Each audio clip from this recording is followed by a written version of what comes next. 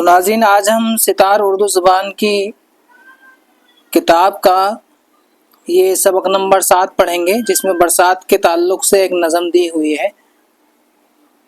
تو آپ نے شاید پیچھے کا پورا کر لیا ہوگا سبق۔ اگر کسی نے نہیں کیا ہے اور نہیں آتا تو اس سے پہلے سبق کی ویڈیو آپ دیکھ سکتے ہیں، جس کا لنک میں اس کے ڈسکرپشن میں ڈال دوں گا، وہاں سے آپ دیکھ لیجئے گا۔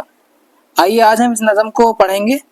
وہ دیکھو اٹھی کالی کالی گھٹا، بادلوں کو کہتے ہیں گھٹا، کالے بادلوں کو، ہے چاروں طرف چھانے والی گھٹا، گھٹا کے جو آنے کی آہٹ ہوئی،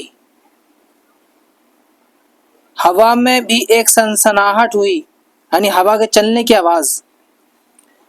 گھٹا آن کر میںہ جو برسا گئی، میںہ یعنی بارش، آن کر یعنی آ کر، تو بے جان مٹی میں جان آ گئی، زمین سبزے سے لہلہانے لگی۔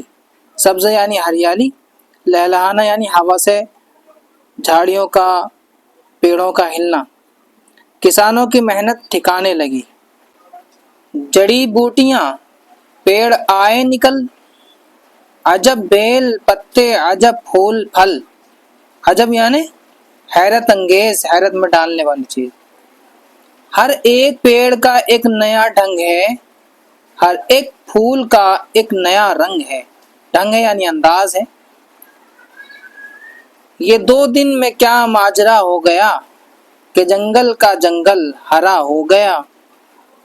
جہاں کل تھا میدان چٹیل پڑا، یعنی بنجر زمین تھی، چٹیل میدان تھا، وہاں آج ہے گھاس کا بن کھڑا، یعنی جنگل۔ ہزاروں پھدکنے لگے جانور، یعنی کھیلنے لگے، نکل آئے گویا کے مٹی کے پر۔ گویا کے یعنی جیسا کہ۔ تو اسماعیل میرٹھی صاحب نے نظم لکھی ہے، اور ہم اس کے آگے جو ہے اس کے معنی، جو الفاظ ابھی آئے تھے پیچھے، اس کے معنی یہاں پر دیے ہوئے ہیں۔ اس کے معنیوں کو آپ زبانی یاد کریں بنا دیکھے تھے۔